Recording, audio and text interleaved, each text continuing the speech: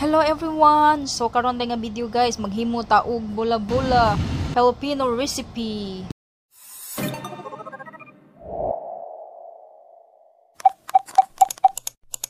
Hello guys! So karon nga video kay maghimo ko og bula-bula. So ako lang siyang gibutangan og carrots, fresh scallion, onion powder, garlic powder, fresh garlic og salt and pepper niya, flour, cornstarch og a little bit of crispy fry.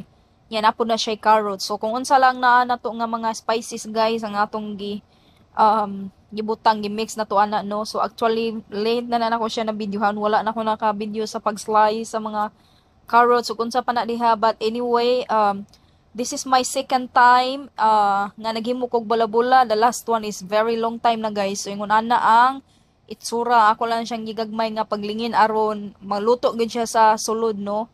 So di ba gwapa kayo. So na-notice po nako no, medyo lahi ang ilahang quality diri sa pork no kaysa sa atoa. So ang atoa ko medyo fatty siya. So kani siya butangan lang naggamit kog peanut oil niya, ginana lang na nako og gi-medium heat ra na nako guys kay aron dili kay siya mapagod ba nga kuan nga kay naman uban nga kanang pagod kay siya sa gawas niya sa sulod wala pa siya naluto. So ang akong sekreto ani guys kay nako siya technique ani aron maluto gid siya sa middle no nga kanang kuan og medyo kanang dili siya ingon nga dry.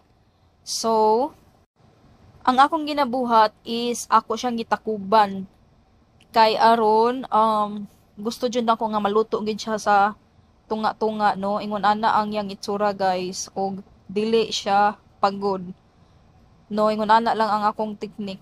So di ba og kanang imo lang na siya og kanang tan-awon no, sige keep an eye on it guys nga ang imo siya bali-balihon no aron dili gid kay siya ingon nga mapagod. So medium heat lang guys ang inyong kayo, ayaw kayo pakusgi.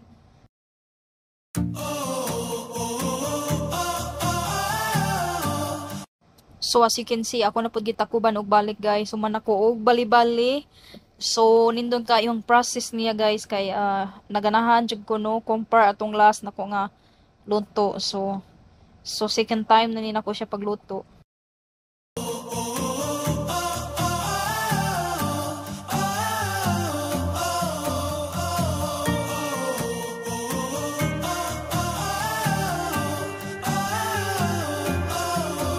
So as you can see guys, ato na po na siyang gibali. So ako ra na siyang gibantayan guys aron no perfect ang atong bula-bula. So nindot siya nga mga crispy gamay ba nga pagka luto. So ganahan ko ingon ana nga itsura guys.